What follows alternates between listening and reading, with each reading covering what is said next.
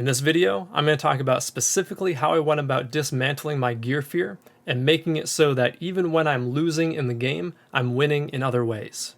First, let's talk about the Scav drop. Summed up in a sentence, the Scav drop is a waste of your time.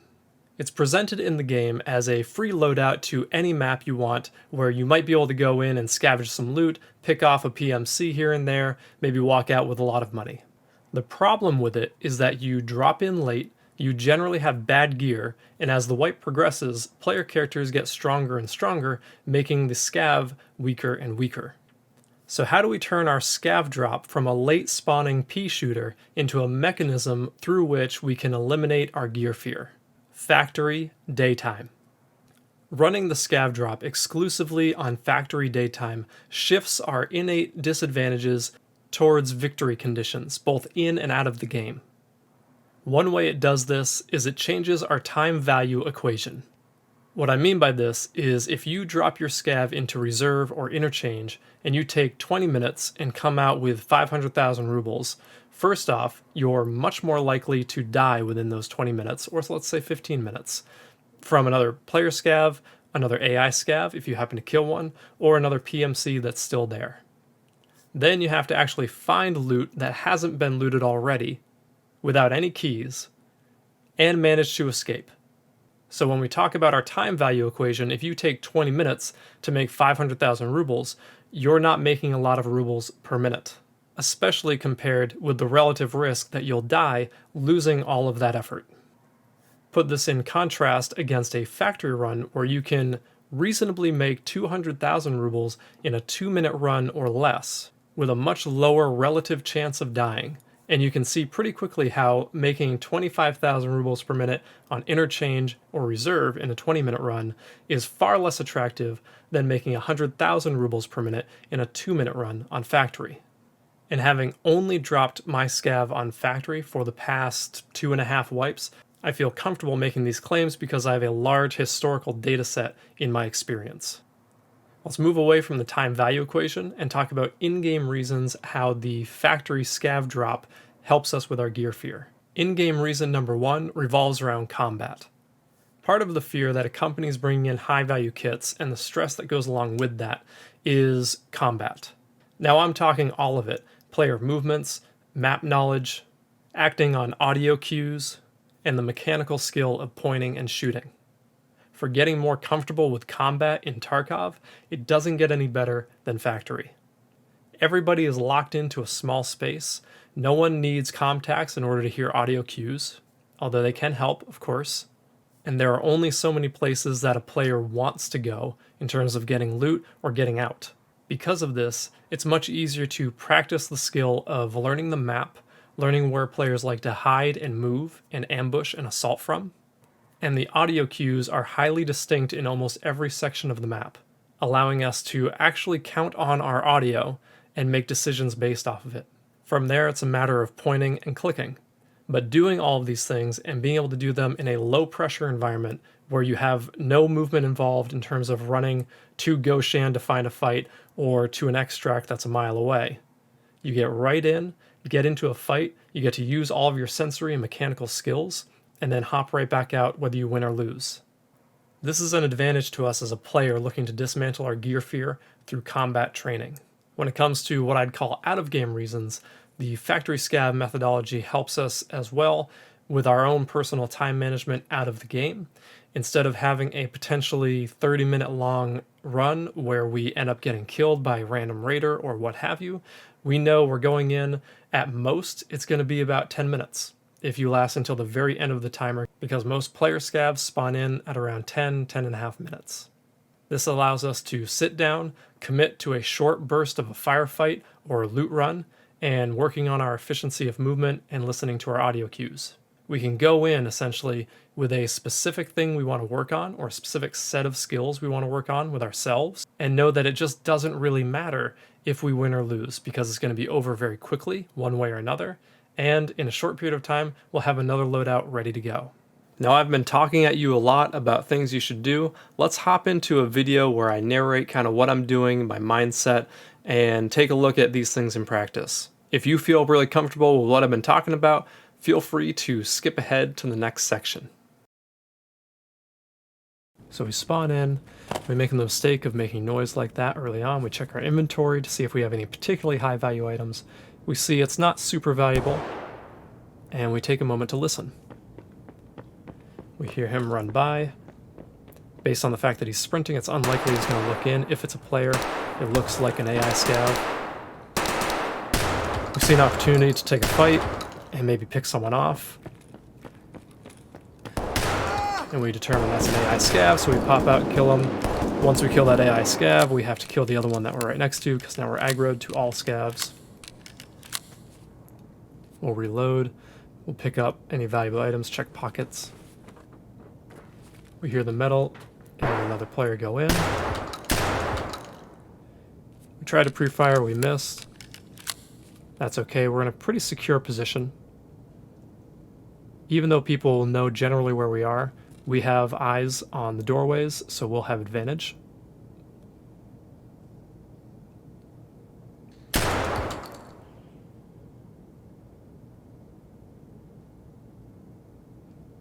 We're thinking.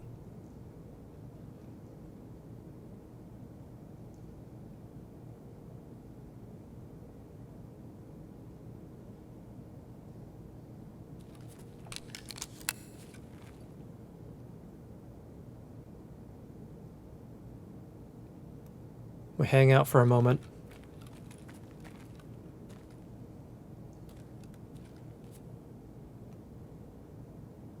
Decide to make some room, get as many weapons on us as we can.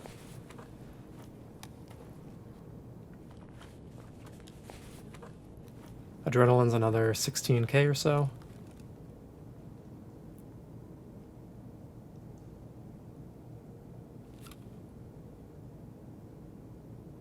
Decide to make some room in our backpack in case we find something else.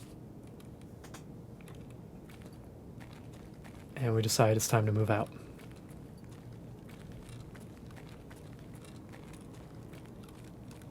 Try to clear corners as best we can.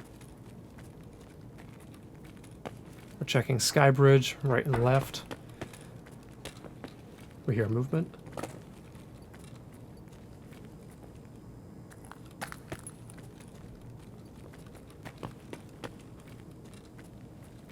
We know it's back where we just came from. That's fine.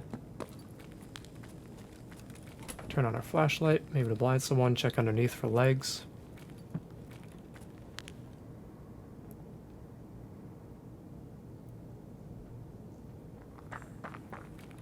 And we decide to get out.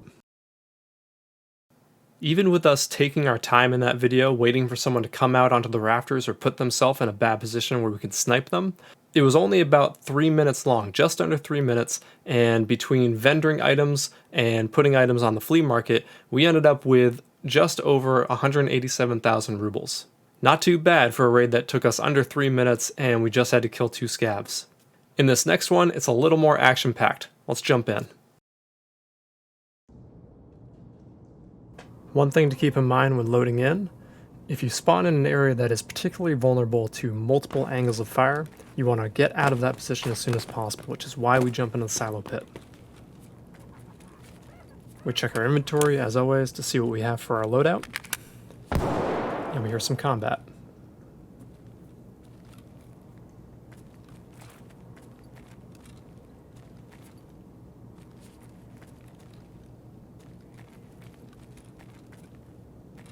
Thinking, do we want to get involved? Do we want to go loot? We decide we want to get involved. We don't have a particularly valuable loadout, and maybe we can swoop in and clean up. We determine based on that dead body and the audio cues that it's in 0 space.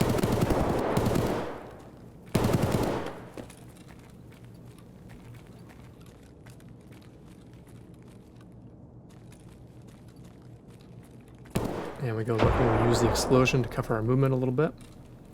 And we notice a player.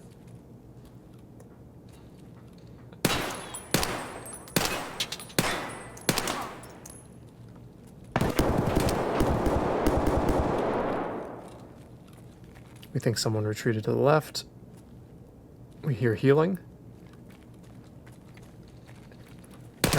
completely. Instead, retreat and reload. We hear he's hurt.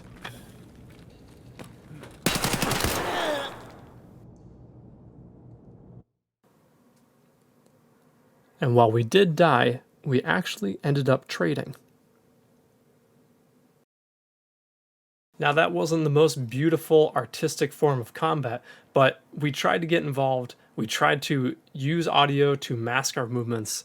We used the healing audio cue from that player we traded with to engage with them, completely whiffed our shots. That's okay, that's part of what we're working on. We decided to retreat in order to reload in case they decided to return fire, and we re-engaged thinking we could put them down because we know they're injured. Even though we ended up trading, we worked on a lot of these skills that transfer across the entire Tarkov game, which is exactly what we're doing here and what will allow us over time to dismantle our gear fear by feeling more confident in combat.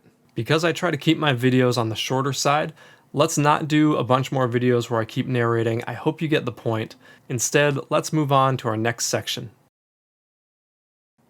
Proper inventory management is all about spending as much time as you can actually playing Tarkov instead of playing Tetris. When I see an inventory like this, I shudder because of all the wasted time that this player has to go through. And what makes it worse is I see a lot of my favorite streamers with inventories very similar to this. But I also understand my favorite streamers are streaming anywhere between 4 and 10 hours a day. So time management is less important to them as opposed to the person who has maybe an hour a night, maybe a couple hours a week, maybe less. The whole point of inventory management is to allow you to get out of a raid, sell the things you need to sell on the flea market, store the things you need to store for the next upcoming raids or the upcoming hideout improvements that you're looking to do, and get right back into the game on your PMC. What we're seeing here in this kind of inventory is a lot of moving around of the mouse, finding the items we want to sell, dragging and dropping all the items that we want to keep for later that are particularly valuable to different spots so we can organize. In this example here, most of our cases are near the top. This is pretty good. The most egregious thing you can do is put your cases at the bottom of your inventory. All this is going to do is require you to scroll and scroll all the way down every time you want to go get an item or put an item away. This is wasted time, it's wasted strain on your fingers, and it's just plain annoying. As you can see, we're still missing item cases and eventually our thick items cases, but this right here is an example of a perfect inventory. What this allows you to do is to hop out of a raid, control-click on all of the items in your backpack, in your rig, in your pockets that you want to get out. Everything gets stored right at the top. You can click and drag a short distance into your cases for items that you need to store, and easily select the items that you want to sell on the flea market or the vendor.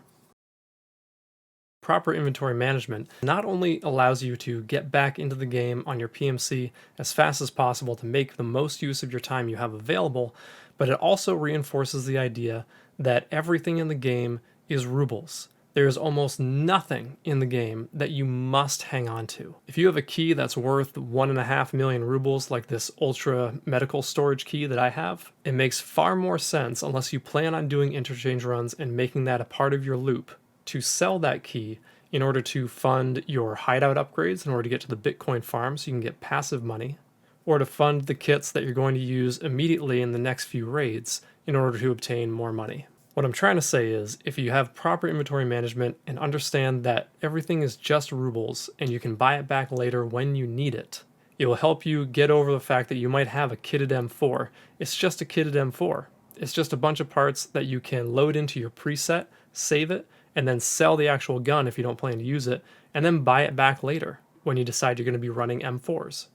Put yet another way, if you sell items that you aren't going to be immediately using, you'll help to prevent yourself from putting these items up on a pedestal of untouchable tier 1 items that can never be used. And by doing this, and doing exactly what I've been talking about here, I have all but eliminated my gear fear. It's very rare for me to get nervous about getting out of a raid alive, unless maybe, say, I have like a red key card or something insanely valuable, in which case I'm more careful as opposed to nervous or scared, because at the end of the day, it's all just rubles. That's it for this video. I hope you found it helpful and gave you a little bit of a direction on how to go about dismantling gear fear and making the most use of your time in game. If you found this video helpful, it would really help me if you hit like and subscribe to let me know that. I'll be continuing to work on more videos, and all my socials are in the description below. Until next time.